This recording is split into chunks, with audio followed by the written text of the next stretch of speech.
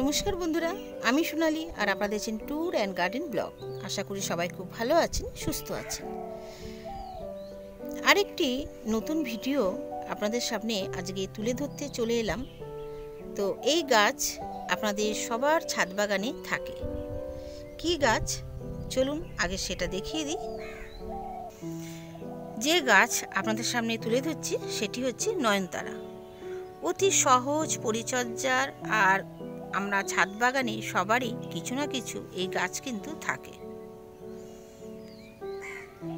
এতদিন ধরে আমরা বিভিন্ন রকম নয়নতারার চারা বা নয়নতারা গাছ আপনারা দেখেছেন, বিভিন্ন রকম কালারের ফুল দেখেছেন। আজকে যে দুটো কালার দেখাবো সেই দুটো কিন্তু খুব সুন্দর, আমার ছাদ বাগানে নতুন। তো এখানে দেখুন, এখানে বেশ কিছু আমার বড় বড় নয়নতারা চারা রয়েছে। এই নয়নতারা গাছগুলো থেকেও কিন্তু প্রচুর পরিমাণে ফুল প্রতি বছর পাই। তো আমি শীতের দিনে কি করি, এই শীতের দিনে এই গাছের ডালগুলো কিন্তু আমি ছেটে দিই, কেননা শীতের দিনে ফুলের পরিমাণ একদম কমে যায়, তখন সেইভাবে ফুল হয় না, ফুলের সাইজটাও ছোট হয়ে যায়। তো শীতের দিনে ফুলের ডালগুলোকে আমি সম্পূর্ণ ছেটে দিই। নয়নতারা গাছ একটি খুবই সহজ পরিচর্যার গাছ, যে গাছগুলো অল্প পরিচর্যা করলেও প্রচুর পরিমাণে ফুল দেয়। প্রতিদিন ফুল পেতে গেলে আমাদের ছাদ বাগানে এই গাছগুলো কিন্তু আমরা লাগাতেই পারি। খুব বেশি যত্নের প্রয়োজন হয় না, অল্প যত্ন আর একটু কেয়ার করলেই কিন্তু এই গাছ ভরে ফুল আমরা পেয়ে থাকি। তো বন্ধুরা, আজকে যে দুটো গাছ দেখাচ্ছি সেই গাছগুলো আমি নতুন নিয়ে এসেছি। তো এত সুন্দর ফুল, এত সুন্দর কালার আপনাদের সাথে শেয়ার না করে থাকতে পারলাম না, তাই আজকে আমার এই ভিডিওটা তৈরি করা। তো দেখুন, প্রথমেই দেখাই, এখানে একটা রেড কালারের নয়নতারা। এত মিষ্টি কালার, ফুলটা দেখতেই পাচ্ছেন, কালারটা খুবই মিষ্টি। গাছটা কিন্তু খুবই ছোট। আমি একদমই ছোট্ট ছোট্ট চারা, আমার বোনের বাড়ি, আমি ব্যারাকপুরে সেখানে গিয়েছিলাম, এর আগে আমার বোনের ছাদ বাগান আপনাদের সঙ্গে তুলে ধরেছি। তো ও প্রচুর গাছ করে, ওর কাছ থেকেই আমি এই চারাগুলোকে সংগ্রহ করেছিলাম। তো 3খানা চারা আমাকে দিয়েছিল। তো সেই চারাগুলোর থেকে ফুল ফুটেছে, আমি সেটা দেখাবার জন্যই আজকের এই ভিডিওটা করলাম, যে কত সুন্দর কালার দেখতেই পাচ্ছেন। এটা রেড কালার, এটা একটা দেখুন একদম ডিপ যে বেগুনি কালারটা। এই কালারগুলো সচরাচর আমরা কিন্তু দেখতে পাই না। খুবই সুন্দর, খুবই মিষ্টি রঙটা। এত ছোট গাছে ফুল নেওয়া উচিত না, কিন্তু তবুও একটা দুটো ফুল আমি নিলাম শুধু দেখার জন্য যে কালারটা কি, কালারগুলো দেখার জন্যই কিন্তু ফুলগুলো নেওয়া। তো এরপরে কিন্তু এই গাছে আমি এখন আর ফুল নেব না, গাছগুলোকে কিন্তু আমি বড় করে তুলব। এখানে আরেকটা গাছ আছে, এই ফুলটা এখনও ফোটেনি, এখানেও একটা কুড়ি এসছে, তবে দেখা যাক কীরকম ফুল হয়, অবশ্যই আপনাদের সামনে তুলে ধরব পরবর্তীকালে ভিডিওতে। তো বন্ধুরা, চারাগুলো আমি যখন নিয়ে এসেছিলাম একদম একটু ছোট্ট চারা, সেই চারাগুলোকে আমি কোনো রকম সার এখানে দিইনি, শুধু ভার্মি কম্পোস্ট, মাটির সাথে, মাটি আমার তো তৈরি করা থাকে, তার মধ্যে সেফ একটু ভার্মি কম্পোস্ট দিয়ে আমি চারাগুলোকে বসিয়ে দিয়েছিলাম। আর সমানে কিন্তু জল দিয়ে গেছি, জলটা শুকোতে দিইনি, কেননা জল শুকিয়ে গেলে গাছগুলো কিন্তু নষ্ট হয়ে যেত।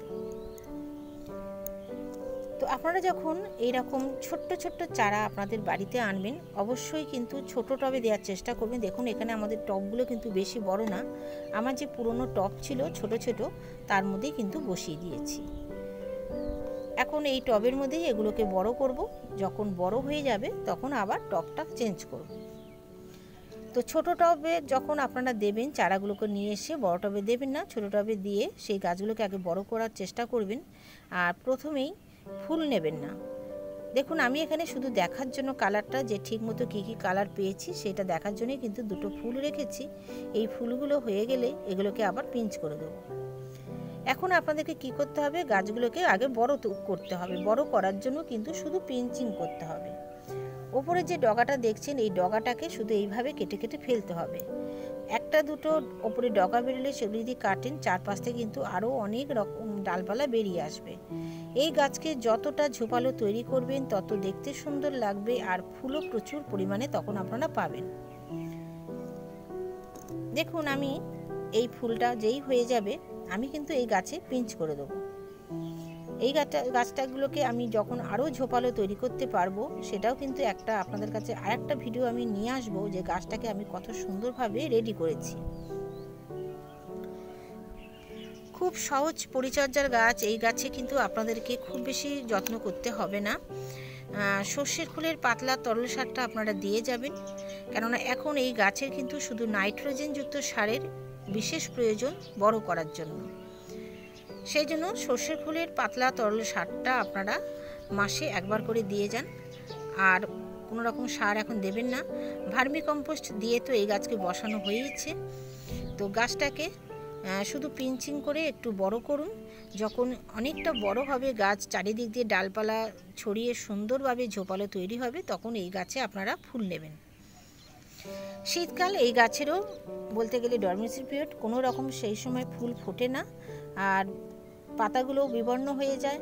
তো আপনারা সেই সময় এই গাছের ডালপালা ছেটে দিতে পারেন, সুন্দরভাবে চারিপাশ থেকে ডালপালা ছেটে একটা ছোট আকারে করে রাখতে পারেন, কারণ যেই শীত কমে যাবে, গ্রীষ্মকাল পড়তে শুরু করবে, আস্তে আস্তে কিন্তু এই গাছও আবার বাড়তে শুরু করবে আর প্রচুর পরিমাণে তখন ফুল দেবে।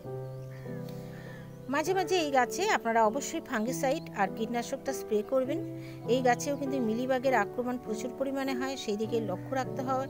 যদি মিলিবাগের অত্যাধিক আক্রমণ আপনারা দেখেন, তাহলে আপনারা 1 লিটার জলে অল্প পরিমাণে হ্যান্ড ওয়াশ বা শ্যাম্পু ভালো করে গুলে নিয়ে সেটা কিন্তু স্প্রে করে দেবেন, তাতে মিলিবাগ একদম চলে যায়। তবে একবার দিলে হবে না, যদি অত্যাধিক পরিমাণে হয় তাহলে কিন্তু মাসে 2 বার দিতে হবে। নয়নতারা গাছের 2 ভাবে চারা তৈরি করা যায়। এক হচ্ছে এই গাছ যখন বড় হয় তার ডাল কাটিং করে আপনার রুটিং হরমোন বা অ্যালোভেরা জেল দিয়ে কোনো টবে যদি বসিয়ে দেন বা বালির মধ্যে বসিয়ে দেন, তার থেকেও কিন্তু আপনারা চারা তৈরি করতে পারবেন। এছাড়া এই গাছের বীজ হয়, সেই বীজগুলোকে আপনারা সংগ্রহ করে, প্রচুর পরিমাণে বীজ হয়। দেখুন এই যে এখানে দেখতেই পাচ্ছেন বীজ হচ্ছে, তো এই বীজগুলোকে আপনারা সংগ্রহ করে এর থেকে কিন্তু অনেক চারা তৈরি করে ফেলতে পারবেন। আপনারা যদি বীজ সংগ্রহ নাও করেন, এই বীজগুলো যখন পেকে যায় ফেটে আপনি কিন্তু টবের মধ্যে পড়ে প্রচুর পরিমাণে চারা বের হয়। তো সেইগুলো থেকেও আপনারা একটা গাছ থেকে অনেক এই গাছ তৈরি করে ফেলতে পারবেন।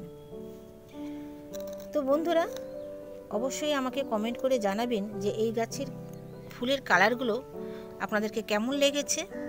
আর ভিডিওটা যদি ভালো লাগে লাইক শেয়ার করতে ভুলবেন না। নতুন বন্ধুরা চ্যানেলকে সাবস্ক্রাইব করে পাশে থাকা বেল আইকনটি প্রেস করে দেবেন। সবাই খুব ভালো থাকবেন, সুস্থ থাকবেন। দেখা হচ্ছে পরবর্তী ভিডিওয়ে। নমস্কার বন্ধুরা।